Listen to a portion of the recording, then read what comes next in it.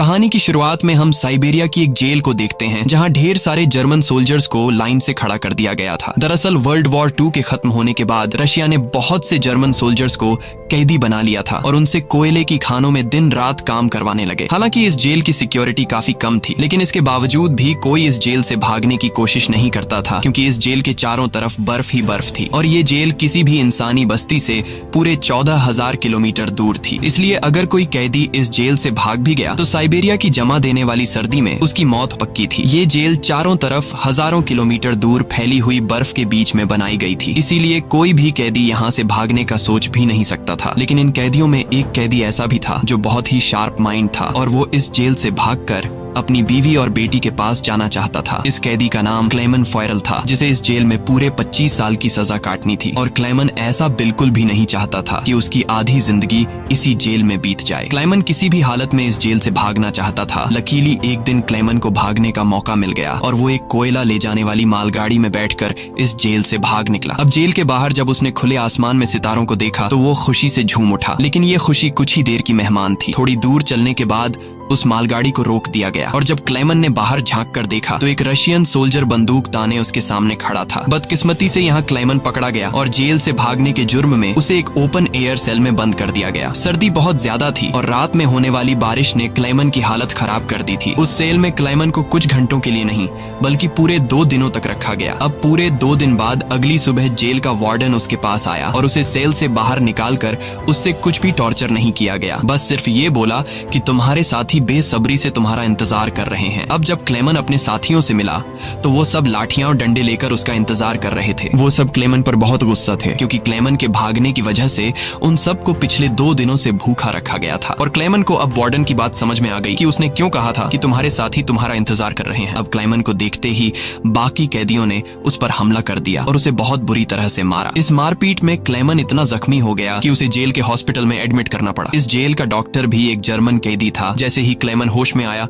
उसने डॉक्टर से कहा कि मैं एक बार फिर से जेल से भागना चाहता हूं और मुझे आपकी मदद चाहिए। डॉक्टर क्लेमन की बहादुरी देखकर हैरान रह गया कि ये इतना सब कुछ झेलने के बाद भी हार मानने को तैयार नहीं। डॉक्टर ने उसे समझाया कि इस जेल से जिंदा भाग पाना नामुमकिन है और अगर तुम यहाँ से भाग भी गए तो बाहर की जमा देने वाली सर्दी में मर जाओगे। लेकिन हकीकत ये भी है कि अगर तुम यहाँ से नहीं भागे तब भी तुम्हारी मौत पक्की है, क्योंकि जिन कोयले की खानों में तुम काम करते हो वहाँ कार्बन की मात्रा बहुत ज्यादा है, जो हवा के जरिए तुम्हारे शरीर में जाता है और उससे कैंसर जैसी खतरनाक बीमारियां होती हैं। इसलिए डॉक्टर ने क्लेमन से कहा कि तुम्हें एक आखिरी बार इस जेल से भागने की कोशिश जरूर करनी चाहिए। उसके बाद डॉक्टर ने अपने सारे गर्म कपड़े, जूते और जरूरत का सारा सामान निकालकर क्लेमन को दे दिया और उसे ये भी बताया कि रशियन सोल्जर्स अपना खाना रेलवे लाइंस के पास छुपा कर रखते हैं। इसके साथ ही उसने क्लेमन को एक बंदूक भी दी ताकि वो अपनी हिफाजत कर सके। दरअसल डॉक्टर ने ये सारा सामान इसलिए पहले से इकट्ठा किया हुआ था क्योंकि वह खुद भी इस जेल से भागना चाहता था, मगर 1 हफ्ते पहले उसे पता चला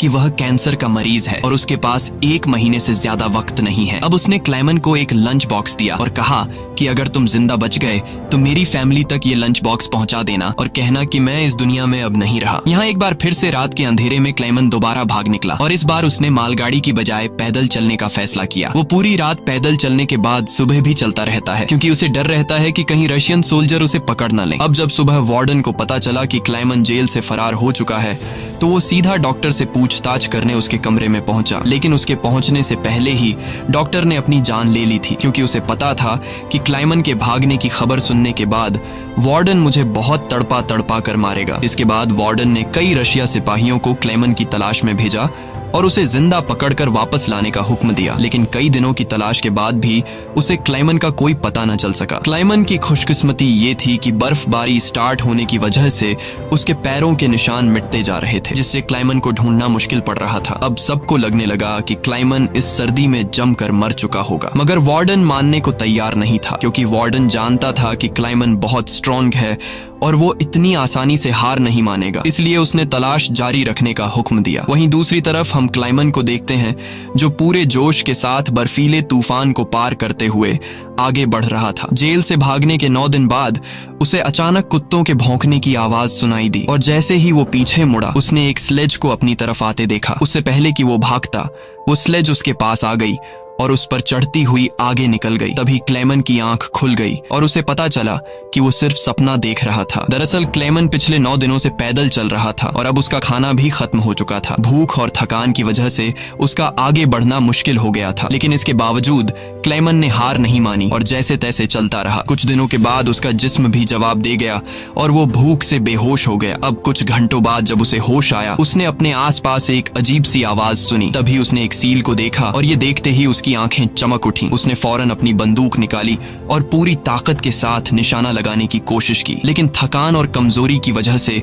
उसका निशाना गलत हो गया और वो सील वहां से भागने लगी। क्लेमन, जिसे कई दिनों बाद जिंदा रहने की एक छोटी सी उम्मीद मिली थी, वो इस उम्मीद को हाथ से नहीं जाने दे सकता था। क्लेमन फौरन उसके पीछे दौड़ा, लेकिन दौड़ते वक्त क्लेमन बर्फ टूटने की वजह से पानी में गिर जाता है, जिससे उसके पैर में चोट आ जाती है। लेकिन जख्मी होने के बावजूद वो सील का पीछा करने लगा। क्लेमन जैसे ही गोली चलाने वाला था, वो सील एक चट्टान के पीछे छिप गई। क्लेमन और आगे बढ़ता है और सील को दोबारा देख लेता है। उससे पहले कि वो पानी में जाती, क्लेमन ने अपनी आखिरी गोली चलाई और खुशकिस्मती से वो गोली उसे लग गई। ये देखकर क्लेमन खुशी से झूम उठा, क्योंकि अब सफर के दौरान उसे खाने की फिक्र नहीं थी। कई दिनों के बाद क्लेमन ने पेट भर कर खाना खाया और थोड़ा आराम करके अपना सफर जारी रखा। अब इतने लंबे सफर में क्लेमन बिल्कुल अकेला था और उसके चारों तरफ बर्फ के अलावा कुछ भी न था। इस माहौल में उसकी दिमागी हालत खराब हो सकती थी, इसलिए वो खुद से बातें करता और पॉजिटिव बातें कहकर खुद को आगे बढ़ने के लिए मोटिवेट करता। इसके साथ ही वो हर वक्त कैंपस के जरिए अपने रास्ते को देखता है, ताकि वो इस बर्फीली वादी में कहीं खो न जाए। इसी तरह दिन गुजरते गए और फिर महीने, लगातार 2 महीने चलने के बाद क्लेमन को इस बर्फीले मैदान में एक छोटा सा पेड़ दिखाई दिया। इस पेड़ को देखकर क्लेमन इतना खुश हुआ कि जैसे उसे कोई खजाना मिल गया हो और वो भागकर उस पेड़ को गले लगा लेता है। दरअसल ये पेड़ इस बात की निशानी थी कि क्लेमन लगातार 2 महीने चलने के बाद अब ये बर्फीला मैदान क्रॉस कर चुका है और आगे जंगल शुरू होने वाला है। थोड़ा ही आगे चलने के बाद ठीक वैसा ही हुआ जैसा उसने सोचा था। अब यहाँ से जंगल शुरू होने वाला था। बर्फ का इलाका खत्म हो रहा था। वो जंगल में बहुत खुश था। वो लकड़ियां इकट्ठा करके आग जलाता है और कई महीनों बाद पहली बार सुकून से सो जाता है। पर अगला दिन उसके लिए सुकून का था या नहीं,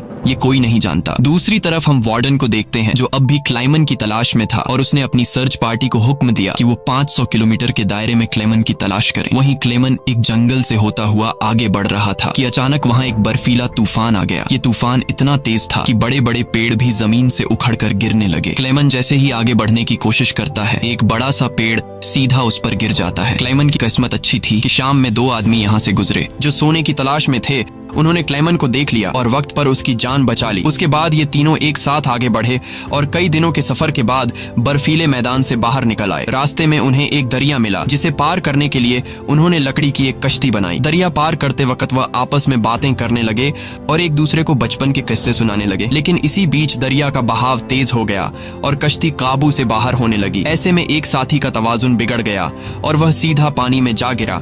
उसे तैरना नहीं आता था, वह डूबने लगा। ये देखकर क्लेमन ने पानी में छलांग लगा दी और किसी तरह उस आदमी को किनारे तक लाकर उसकी जान बचाई। दूसरी तरफ उनका दूसरा साथी उन दोनों को डूबने के लिए छोड़ देता है और अकेला आगे बढ़ गया। उसका दूसरा साथी बहुत ही लालची था। उसे लगा कि वो दोनों मर गए होंगे और लालच के चलते उसने अपने दोस्त का सोना भी खुद के पास रख दिया। थोड़ी देर बाद जब क्लेमन और दूसरा आदमी टेंट तक पहुंचे तो उस आदमी को अपने दोस्त पर बहुत गुस्सा आया और उसने उसे गोली मारकर उसकी जान ली। उसके बाद क्लेमन और वह आदमी ने सामान उठाया और सफर जारी रखा। वे दोनों कई महीनों तक इसी उम्मीद पर चलते रहे कि कोई इंसानी आबादी उन्हें मिल जाए। लेकिन दोबारा सर्दियों का मौसम आ गया और हर तरफ के जंगलात बर्फ की सफेद चादर में छुप गए। उस आदमी ने जो सामान उठाया था वह काफी भारी था, इसलिए उसे बर्फ में चलने में मुश्किल हो रही थी। ये देखकर क्लेमन ने उसका बोझ हल्का करने की कोशिश की और कहा कि कुछ देर के लिए अपना सामान मुझे दे दो। लेकिन यहाँ उस आदमी को शक हुआ कि शायद क्लेमन भी उसका सोना चुराना चाहता है, इसलिए उसने क्लेमन पर हमला करके उसे नीचे धकेल देता है, जिससे क्लेमन बेहोश हो जाता है। थोड़ी देर बाद क्लेमन को होश आया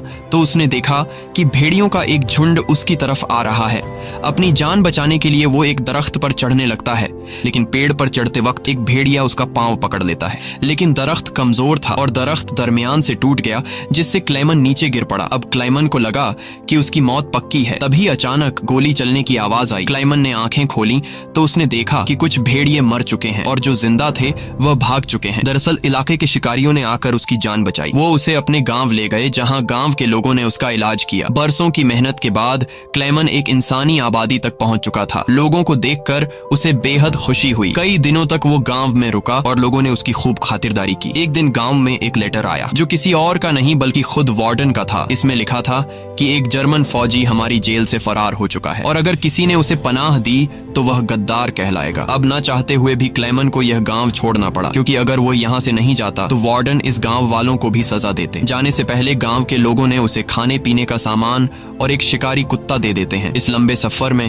अब क्लेमन का एक साथी भी बन गया है, इसलिए अब उसे अकेलापन महसूस नहीं हो रहा था। वे दोनों कई दिनों तक चलते रहे। रास्ते में उन्हें एक लकड़ी की फैक्ट्री नजर आई और कुत्ता खाने की तलाश में उसकी तरफ दौड़ा। अब क्लेमन अपने कुत्ते को बचाने के लिए मिल के अंदर गया। वहां वर्करों ने क्लेमन को पहचान लिया और उसे मालिक के पास ले गए। वहां जाकर क्लेमन ने मालिक को अपनी पूरी कहानी सुनाई, जिससे सबको क्लेमन पर तरस आया। उन्होंने उसे खाना खिलाया और जर्मनी जाने वाली ट्रेन में बिठा दिया। क्लेमन खुश था कि वह जल्द अपने घर पहुंच जाएगा, लेकिन वो नहीं जानता था कि मिल के मालिक ने उसकी खबर वार्डन को दे दी है। अब वार्डन अपने सिपाहियों के साथ स्टेशन पर उसका इंतजार कर रहा था, लेकिन स्टेशन पहुंचने से पहले क्लेमन ने दूर से रशियन सोल्जर्स को देख लिया और मौका मिलते ही ट्रेन से कूदकर भाग निकला। मगर बदकिस्मती से रशियन सिपाहियों ने उसे देख लिया और उसका पीछा करने लगे। क्लेमन ने जल्दी से पटरियां पार की, लेकिन अचानक न जाने वार्डन कहां से सामने आ गया। ये देखकर क्लेमन का दिल घबरा गया, क्योंकि अब उसे लगा कि उसकी बरसों की मेहनत जाया हो गई। अब इससे पहले कि वार्डन उसे गिरफ्तार करता, क्लेमन के कुत्ते ने वार्डन पर हमला करके उसे काट लिया और यूं एक बार फिर से क्लेमन को भागने का मौका मिल गया और वह पूरी जान लगाकर यहाँ से भागने लगा। लेकिन तभी उसे गोली चलने की आवाज आई और जब उसने पीछे मुड़कर देखा तो उसने अपने कुत्ते को मरा हुआ देखा। ये देखकर क्लेमन को काफी दुख हुआ, लेकिन इसके बावजूद भी वो रुका नहीं और अपनी पूरी ताकत से आगे बढ़ता रहा। उसके बाद वो पुल के ऊपर चढ़ा और नीचे से गुजर रही ट्रेन के ऊपर कूदकर वहां से भाग निकला और कुछ इस तरह से वो वार्डन के हाथों से फिर बच निकला। अब ऐसे ही दिन गुजरते गए और क्लेमन आहिस्ता आहिस्ता इस सफर में आगे बढ़ता रहा। देखते ही देखते साल 1952 आ गया और अब क्लेमन को जेल से भागे हुए पूरे 7 साल हो चुके थे। वो उस वक्त सेंट्रल एशिया में था और एक गांव के मेले में इधर उधर भटक रहा था। उस मेले में उसने खाने पीने की अलग अलग चीजें देखी। खाने को तो उसका मन कर रहा था, लेकिन उसके पास पैसे नहीं थे, इसलिए वो दिल पर पत्थर रखकर आगे बढ़ गया। तभी उसकी नजर 2 लड़कियों पर पड़ी जो मेले में पैनकेक्स बेच रही थी। क्लेमन ये पैनकेक तो खाना चाहता था, लेकिन उस बेचारे की जेब में 1 पाई तक नहीं थी, इसलिए वो मायूस होकर आगे चलने लगा। पर तभी उनमें से एक लड़की को उस पर तरस आ गया और उसने पैनकेक का एक हिस्सा तोड़कर क्लेमन को दे दिया। पहले तो क्लेमन को थोड़ा अजीब लगा, फिर उसने लड़कियों का शुक्रिया अदा करते हुए वो पैनकेक खा लिया। अब इस मेले में एक ज्यूइश आदमी भी था जिसने ये सब कुछ देख लिया था। उसके बाद क्लेमन एक चर्च में गया और ये आदमी भी उसका पीछा करते हुए चर्च में आ पहुंचा। दरअसल ये आदमी भी किसी जमाने में एक कैदी हुआ करता था, इसलिए उसने क्लेमन को पुलिस के हवाले नहीं किया और उसकी मदद करने की कोशिश की। उसके बाद वो क्लेमन को लेकर अपने घर गया, जहाँ क्लेमन ने कई साल बाद शेव की और अपने पुराने हुलिये में वापस आया। फिर उस आदमी ने क्लेमन को एक नया पासपोर्ट दिया ताकि वो रशिया के बॉर्डर को क्रॉस करके जर्मनी पहुंच सके। क्लेमन उस आदमी से बहुत खुश हुआ। जाने से पहले क्लेमन ने उसका शुक्रिया अदा किया और रशिया और जर्मनी की बॉर्डर की तरफ निकल पड़ा। कुछ हफ्ते बाद क्लेमन रशिया के बॉर्डर तक पहुंच गया और वहां मौजूद रशियन सिपाही को अपना पासपोर्ट दिखाया। यहाँ क्लेमन को यह डर था कि कहीं वो सिपाही उसे पहचान न ले या उसका जाली पासपोर्ट पकड़ा न जाए, लेकिन खुशकिस्मती से ऐसा कुछ नहीं हुआ और सिपाही ने क्लेमन को बॉर्डर पार करने की इजाजत दे दी। अब ये देखकर क्लेमन को इतनी खुशी हुई कि वो चाहकर भी अपनी हंसी नहीं रोक पाया। अब फाइनली वो उस पुल पर आ गया जिसे पार करते ही वो अपने मुल्क जर्मनी में पहुंच जाएगा। पर जैसे ही वो आधे रास्ते तक पहुंचा, उसकी आंखों पर एक तेज रोशनी पड़ी और जब उसने आंखें खोली तो उसने वार्डन को अपने सामने पाया। अब जब क्लेमन ने पीछे मुड़कर देखा